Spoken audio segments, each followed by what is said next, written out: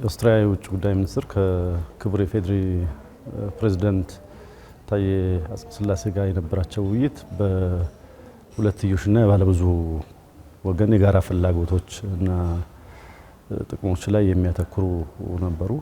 እንደሚታወቀው ኢትዮጵያና ኦስትሪያ ረጅም ጊዜ ያስቆጠረ ግንኙነት ነው ያላቸው። ሽርክናው ከ120 ዓመት የሚያንስ ነው። ቀደም ሲል በነበሩ ነገስታት ሳይቀር በጣም ወዳጅነቱ ምሳሌ አብነት የሚሆን ነው እና ይሄንን ግንኙነት ታሪክ ብቻ ሳይሆን አሁን ባለው ትውልድም የበለጠ መጠናከር በሚችልበት ሁኔታ ላይ የሀሳብ ልውውጥ አድርገዋል።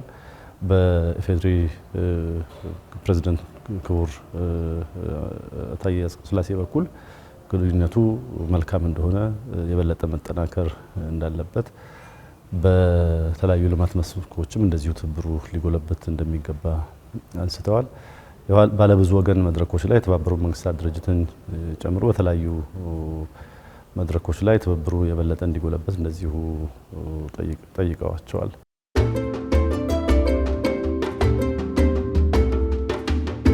ኦስትሪያ የውጭ ጉዳይ ሚኒስትር ቤት እንደዚሁ ግንኙነቱ የታሪክ ሀብት እንዳለው ረጅም ጊዜ ታሪክ የጎለበተ የዳበረ ታሪክ ያለው ብቻ ሳይሆን የበለጠ መጠናከር የሚችልበት እድል እንዳለም እንደዚሁ ገልጸውላቸዋል። በነበራቸው የዛሬ አዲስ አበባ ቆይታ ላይ የአውሮፓ ህብረትና የኢትዮጵያ ቢዝነስ ፎረም ላይ መሳተፋቸው ከምንም በላይ ደግሞ በርካታ የኦስትሪያ ባለሀብቶች ወደ ኢትዮጵያ መጥተው በመዋለ ንዋያቸው በተለያየ መስክ ለማዋል ፍላጎት እንዳላቸውም ገልጸውላቸዋል።